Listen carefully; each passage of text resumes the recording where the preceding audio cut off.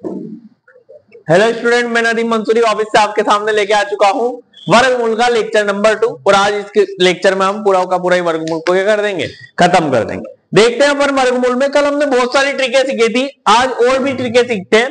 उससे पहले मैं आपको थोड़ा सा और रिवाइज करा देता हूं कि वर्गमूल को अगर आपसे यूं पूछा जाए क्या ये इसमें से कौन सा वर्गमूल परफेक्ट है, कौन सा पूर्ण वर्ग है और कौन सा पूर्ण वर्ग नहीं है, तो इस बात को समझने के लिए कोई दिक्कत नहीं, थोड़ा नीचे यहाँ वर्गमूल यहां दिख रहा, यहां दिख रहा ना, ये दिख रहा। चलो तो वर्गमूल में हम डायरेक्टली देखने की कोशिश करेंगे कौन सा पूर्ण वर्ग है और कौन सा पूर्ण वर्ग नहीं है। तो आपको इसमें याद होना चाहिए कि आपको 1 से लेके 24 तक के वर्गमूल याद होना चाहिए। कहां तक के याद होना चाहिए? 1 से लेके 24 तक। तो एक का मैंने कल दिखाए थे शायद तक आपको, कहां तक लिखा दिए थे मैंने आपको? 30 तक लिखा दिए थे मैंने। तो अगर 1 से लेके 24 तक के वर्गमूल अगर आपको याद है तो आप डायरेक्टली देख के बता सकते हो कि सर ये वाला वर्गमूल इसका होगा। ठीक है, तो देखो ये पहला क्वेश्चन है, निम्न में से यार एक मार्कर, निम्न में से पूर्ण वर्ग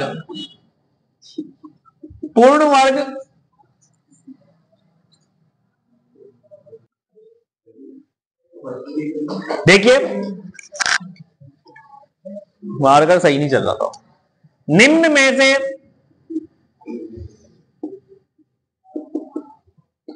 पूर्ण वर्ग संख्या नहीं है। यह हमारे क्वेश्चन आया और इसमें से हमें 4 ऑप्शन दे दिए। 4 ऑप्शन आप देखते हैं। देखिए पहला ऑप्शन क्या है हमारे पास में? 552 079। पहला ऑप्शन है हमारे पास में 552 079। सेकेंड ऑप्शन है हमारे पास में, सेकेंड ऑप्शन है 37 45 44। तीसरा ऑप्शन है हमारे पास में 820 736। और चौथा ऑप्शन है हमारे पास में 20 15 09। आपको क्या करना है? निम्न में से पूर्ण वर्ग संख्या नहीं है तो इसमें कोई ज्यादा बड़ा काम नहीं करना है। हमें स्क्वायर याद है। अगर 1 से लेके 24 तक के स्क्वायर में से अगर उनके पीछे की 2 संख्याएं अगर हमें मिल रही है तो हमारे वो संख्या हम डायरेक्टली मान लेंगे पूर्ण वर्ग है। उसके बाद में क्रॉस चेक भी किया जाएगा, लेकिन हम डायरेक्टली कर लेंगे। देखो हम जानते हैं 9 3 के स्क्वायर के पीछे आता है, तो यार ये पूर्ण वर्ग हो सकती है। देख है अभी कंफर्म नहीं है लेकिन हो सकती है। 36 6 के स्क्वायर के पीछे आता है तो ये पूर्ण वर्ग संख्या हो सकती है, अभी कंफर्म नहीं है। 44 12 के स्क्वायर के पीछे 144 आता है, मतलब 44 आता है किसी ना किसी के पीछे, मतलब ये भी पूर्ण वर्ग संख्या हो सकती है। और लास्ट में आया हमारे 79 किसी भी संख्या का पूर्ण वर्ग के पीछे नहीं आता। किसी का भी वर्गमूल ले लो, वर्ग कर लो आप, उसके पीछे 79 नहीं आता है 1 से लेके 24 तक के बीच में। मतलब मेरे डायरेक्टली आंसर कितना हो गया? 79 वाला हो गया। समझ में आई क्या आपके बात? ठीक, अगला देखते हैं अपन। देखो आया समझ में वाला क्वेश्चन? ठीक, ज्यादा बड़ा काम नहीं है, अपन जल्दी से कर सकते हैं। देखो और देखते हैं अपन। देखो ये 371 636 346 821। अब हमारे थोड़ा सा 543 169 और 656 481। ठीक, तो अब हम इसमें देखेंगे कि यार इसमें कौन सा सवाल है हमारे पास में? 1 4 7 9 दीजिए। तो नॉन परफेक्ट के लिए हमारे पास में एक चीज होती है कि जो अपूर्ण वर्ग संख्या याद करनी रहती है ना, अपूर्ण वर्ग संख्या, इसके लिए यूं कहता है ये कि आपका जो सम है वो 1 4 7 9 नहीं होना चाहिए, नहीं होना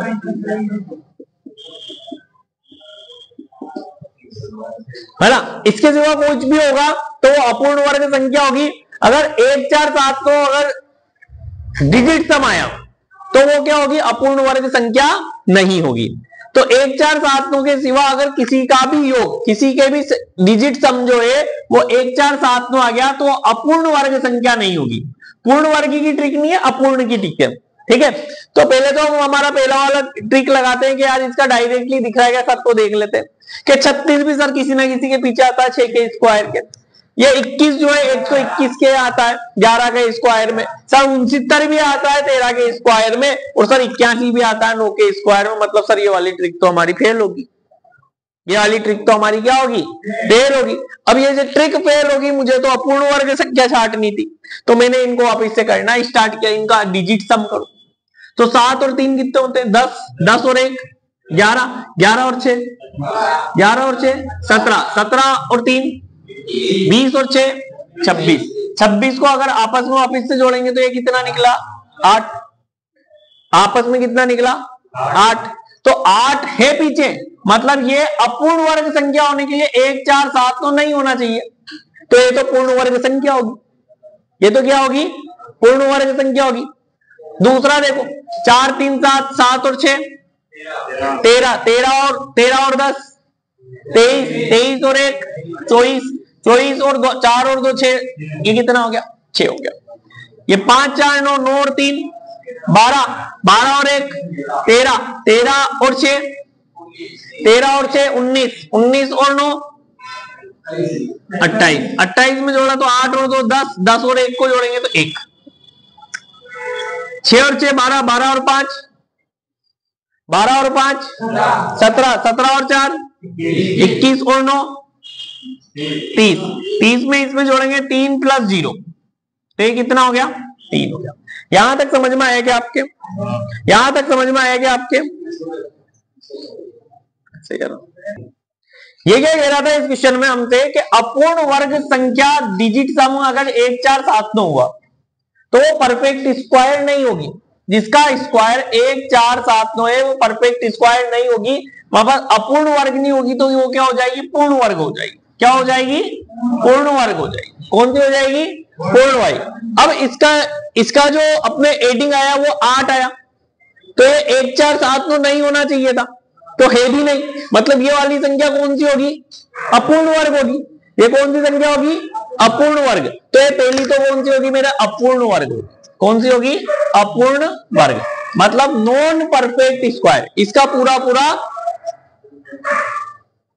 ये कौन सी संख्या होगी, हमारे अपूर्ण वर्ग, मतलब इसका वर्गमूल नहीं निकाला जा सकता, पूरा पूरा ही परफेक्ट स्क्वायर नहीं है। जैसे कि 4 का परफेक्ट स्क्वायर 2 होता है ना, ऐसे इसका परफेक्ट स्क्वायर नहीं निकाला जा सकता। मतलब ये पहली संख्या क्या होगी, अपूर्ण वर्ग, इसके क्राइटेरिया में नहीं आ रही। दूसरी संख्या 6 1 4 7 9 होता तो ये अपूर्ण वर्ग नहीं होती, ठीक है ना। लेकिन ये 1 4 7 9 तो है ही नहीं, 1 4 7 9 तो है ही नहीं, मतलब ये संख्या भी मेरी कौन सी है, अपूर्ण वर्ग है। ये भी कौन सी है, अपूर्ण वर्ग। अब इसने यूं कहा था कि 1 4 7 9 नहीं होना चाहिए, यही कहा था। लेकिन इसका जो है ये तो कितना आ गया मेरे 1, मतलब ये वाली संख्या क्या होगी मेरे, पूर्ण वर्ग। ये वाली संख्या क्या होगी मेरे, पूर्ण वर्ग, मतलब परफेक्ट स्क्वायर। क्या बोलते हैं इसे, परफेक्ट स्क्वायर। इसका वर्गमूल मेरे क्या हो सकता है, निकाला जा सकता है। लास्ट जो आया 1 4 7 9, ये एक और 3 और आ गया, तो अब हमारे क्या हो गया, 3 ही आ रहा ना इसका योग, गलत तो नहीं बोल लिया हमने, 3 ही है। तो अब इन दोनों में क्या आ गया हमारे, इसमें ये भी क्या आ सकती है, या तो ये पूर्ण वर्ग होगी या ये वाली पूर्ण वर्ग होगी। इन दोनों को हमें क्या करना पड़ेगा, अब चेक करना पड़ेगा। अब इसे चेक करने के लिए तरीका क्या लगाएंगे हम, क्या तरीका लगाएंगे कि या तो इसका वर्गमूल निकाल लो या इसका वर्गमूल निकाल लो। अब इन दोनों का हमें क्या निकालना पड़ेगा, वर्गमूल निकालना पड़ेगा। वर्गमूल निकालने का तरीका क्या है कि आप कैसे निकालोगे कि 543 169 का, ये 543 169 दो दो के जोड़े बना लो, या क्या करो इनका कि इनका क्या कर ले अपन, इनका एलसीएम ले लो, और एलसीएम निकालने के बाद में जोड़े बनाएंगे। जोड़े बनाने के बाद में हमारे क्या आएगा, इसका आंसर आएगा। इसको चेक कर लेंगे, अगर इसके जोड़े बन गए तो ये तो पूर्ण वर्ग हो जाएगी, आंसर ये वाला हो जाएगा।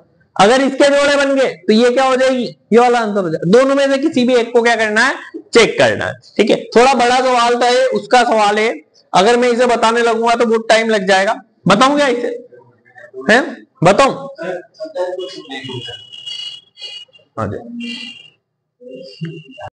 सॉरी थोड़ी सी गलती होगी, यार ये 3 का था 1 4 7 के अंदर, मतलब ये भी तो अपूर्ण वर्ग है, तो हमारे पूर्ण वर्ग संख्या ओनली कौन सी है, ये वाली है।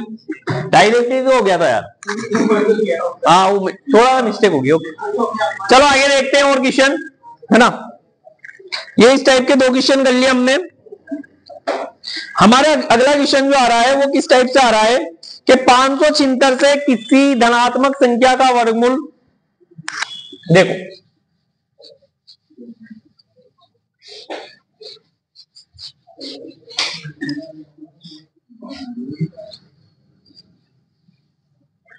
576 से किसी धनात्मक संख्या का वर्गमूल जिन संख्याओं के बीच होता है, 576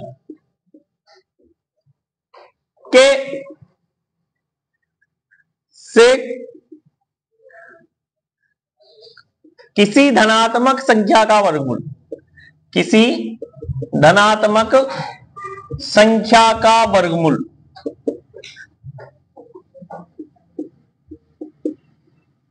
जिन संख्याओं के बीच होता है, जिन संख्याओं के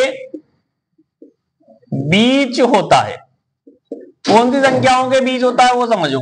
a बराबर कितना है, 0 से 24 के बीच में, b दे रखा है हमारे 24 और -24 के बीच में, और c दे रखा है हमारे पास में 0 और -24 के बीच में।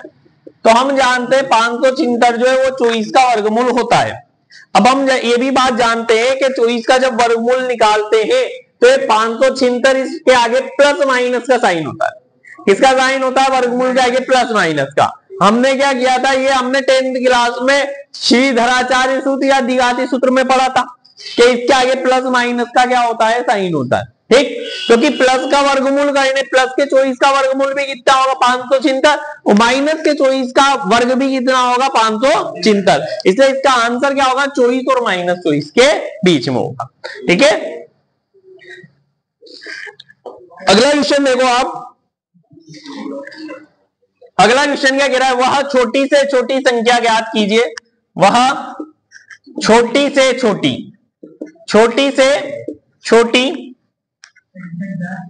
संख्या ज्ञात करो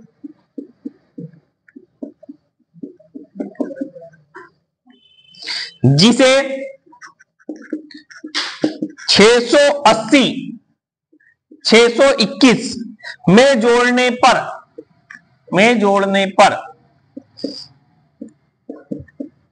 पूर्ण वर्ग संख्या बन जाए, पूर्ण वर्ग संख्या बन जाए। अब आपको इसमें ज्यादा देखने की जरूरत नहीं है, यह वाला क्वेश्चन जैसे ही हमारे पास में आया तो हमें कोई चेक तो नहीं करना है इसमें। देखो ये लिखा है 21, अब 21 में कुछ जोड़ेंगे तो हम जानते हैं कि ऐसा कौन सा स्क्वायर है जिसका परफेक्ट स्क्वायर 25 होता है कि नहीं होता है। तो 21 और 4 क्या हो सकते हैं 25, ये पीछे की संख्या 25 बन जाएगी। 2 डिजिट देखते हैं अपन, या हम इसे क्या बनाते हैं 25 के बाद में कितनी आती 36 ही आती ना, 36 के बाद में कितनी आती 49। तो यार इसमें मैं 4 अलग जोड़ दूंगा तो ये परफेक्ट स्क्वायर बन सकती है कि नहीं बन सकती है, बन सकती है। तो इसका आंसर क्या होगा 4, कितना होगा 4। भाई इतना सही था क्वेश्चन, है ना।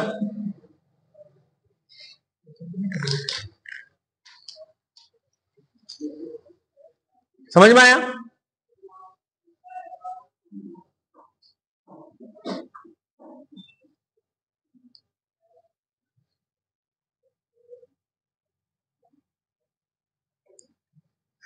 अगला देखो आप, वह छोटी से छोटी संख्या ज्ञात कीजिए जिसे 21,602 में जोड़ने पर 21,602 में जोड़ने पर वह पूर्ण वर्ग संख्या बन जाए। इसका ऑप्शन दिए थे, एक दिया था 6, एक 7, एक 8, एक 9।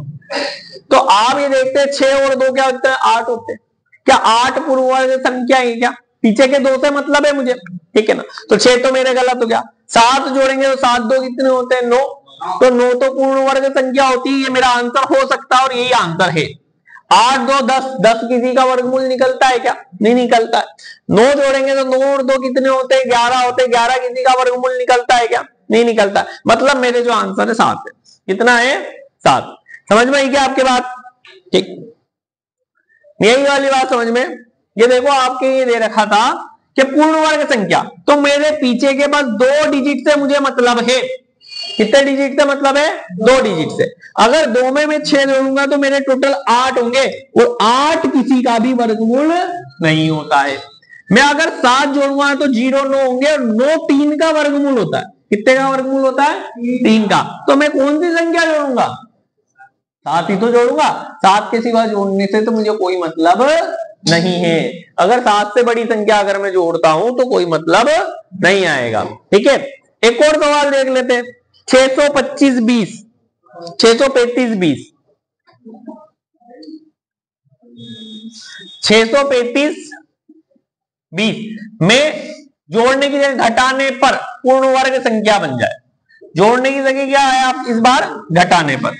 और इसने हमें जो ऑप्शन दिए हैं उस ऑप्शन में क्या क्या दिया है? एक दिया 16 20 25 और 30। एक तो क्या दिया? 16, दूसरा क्या दिया? 20, तीसरा क्या दिया? 25, और तीसरा क्या दिया? 30। अब देखो, मैं घटाना स्टार्ट करता हूं। अगर मैंने इसमें से 16 घटाया तो ये 635 04 बन जाएंगे। अगर मैंने 20 घटाया तो ये कितना बन जाएगा? 635 00 बन जाएंगे। ठीक है, अगर मैंने 25 घटाया तो ये कितना हो जाएगा? 634 95 बन जाएंगे। और अगर मैंने 30 घटाया तो ये कितना बन जाएगा? 85। 634 85। अब मेरे तो वापस से चक्कर पड़ गया यहाँ पे कि सर यहाँ पे तो 2 आंसर हो रहे हैं।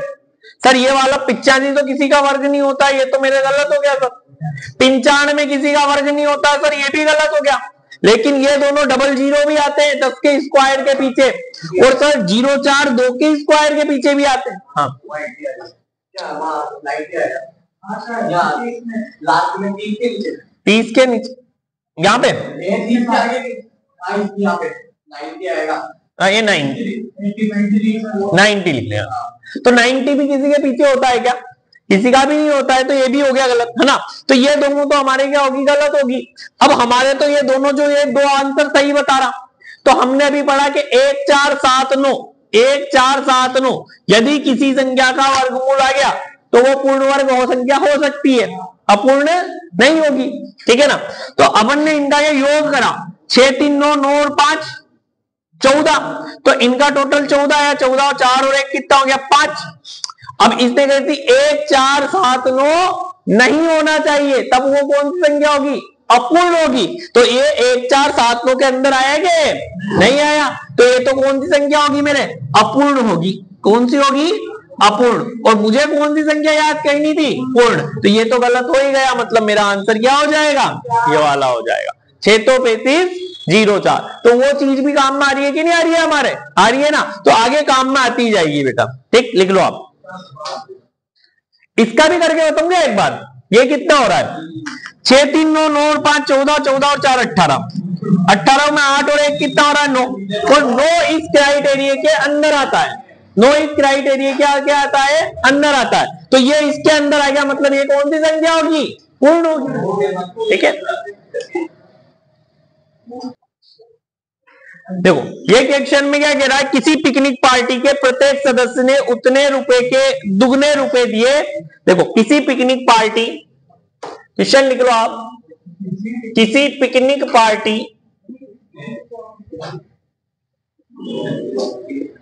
पार्टी में प्रत्येक सदस्य ने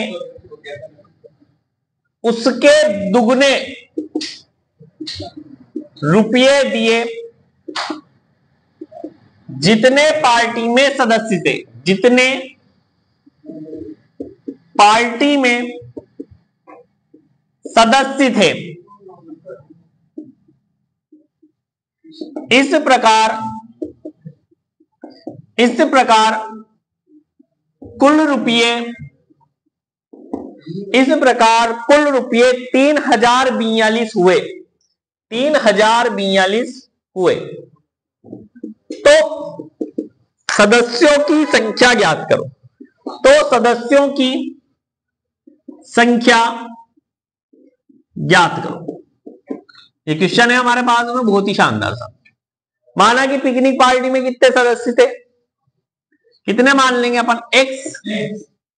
तो रुपये कितने देगा, प्रत्येक कितने रुपये देंगे, ईच कितने रुपए देंगे, 2x।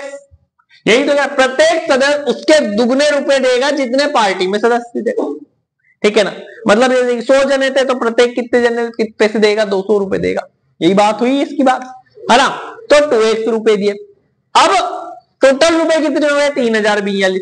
अगर मैं प्रत्येक बच्चे से 20 रुपए लेता हूं और 10 बच्चे हैं टोटल, तो टोटल रुपए कैसे होंगे कि 20 को मैं 10 से गुणा कर लूं, तो ये तो सदस्य और ये रुपये, इन दोनों का जो गुणनफल होगा x इंटू 2x, वो कितने के बराबर हो जाएगा, 3042 के बराबर हो जाएगा। ठीक, x को x से मल्टीप्लाई करूंगा तो 2x स्क्वायर हो जाएगा और 3042।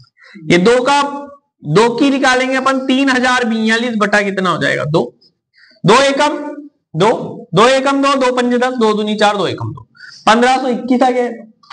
x की वैल्यू निकालेंगे बेटा 1521। अब हमने कल इसकी वैल्यू निकालना सीखी थी कि यार ये 15 है, ये किसके स्क्वायर से छोटा है, 3 तरी 9 और 4 चौक 16, मतलब पहला डिजिट तो आ गया मेरे 3। अब ये 15 जो है किस किस के बीच में आया था, 3 तरी 9 और 4 चौक 16 के बीच में आता है 15। ठीक, मतलब ये बड़े वाले के ज्यादा पास होता है। ठीक, ये बात भी हमारे समझ में। ये 21 जो है इसे सोल्व करने की कोशिश करते हैं तो एक तो होता है 1 कि 1 का स्क्वायर 1 होता है, 9 का स्क्वायर भी कितना होता है, 81 होता है। तो या तो आंसर 1 होगा या आंसर कितना होगा, 9। तो ये 15 जो था ये बड़े वाले के ज्यादा पास था, इसलिए मेरा आंसर कितना होगा, 9। इसका आंसर कितना हो जाएगा, 39। क्या वर्गमूल मैंने ऐसे ही निकालना सिखाया था कल, ठीक, तो ये वर्गमूल निकल गया। तो पुरानी बातें इन सवालों में क्या आती है, काम में आती है, ठीक है ना, बीच बीच में काम में आती है। लिख लो ये सवाल, नीट हो यार। देखो आगे एक और क्वेश्चन देख लो यार, क्या है क्वेश्चन में, कुछ भी नहीं है। दो पूर्ण ये एक व्यक्ति एक बाग में 5184 पेड़ लगाता है। एक व्यक्ति एक बाग में, एक व्यक्ति एक बाग में 5184 पेड़ लगाता है, 5184 पेड़ लगाता है, ठीक है। वह इस प्रकार व्यवस्थित करता है कि बाग में उतनी ही पंक्तियां लगे जितने पेड़ हैं। वह इस प्रकार व्यवस्थित करता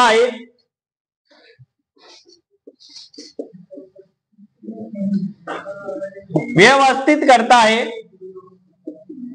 कि जितनी पंक्तियां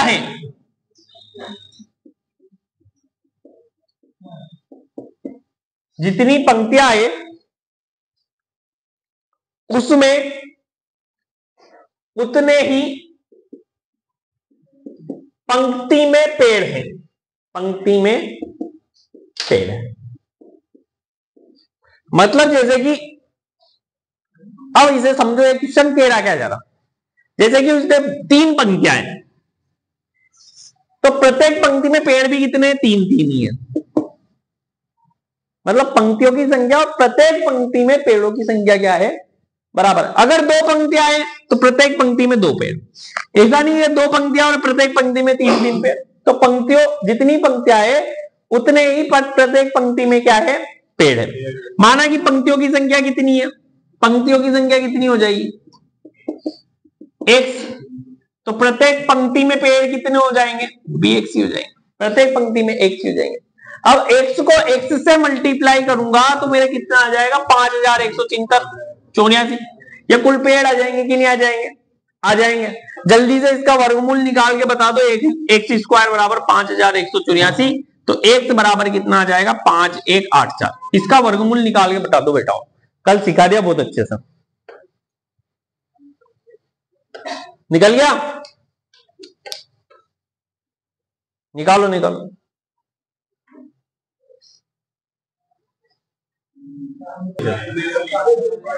अरे 51 7 का वर्गमूल 49 और 8 का 64, तो फिर आगे वाला तो आ गया 7। अब 51 किसके बीच में आ रहा है, हमारे 49 और 64 के बीच में। अब ये 4 जो है, ये 4 किससे बनेगा पीछे का यूनिट डिजिट?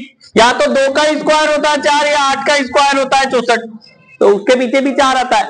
अब ये 51 जो है 49 के ज्यादा पास, इसलिए छोटा आंसर 72 आंसर। इतनी जल्दी हो जाता है आंसर। वर्गमूल निकालने की झंझट ही खत्म होगी कि यार वर्गमूल भी निकालना पड़ेगा। ठीक है, कल मिलते हैं ना। ओके।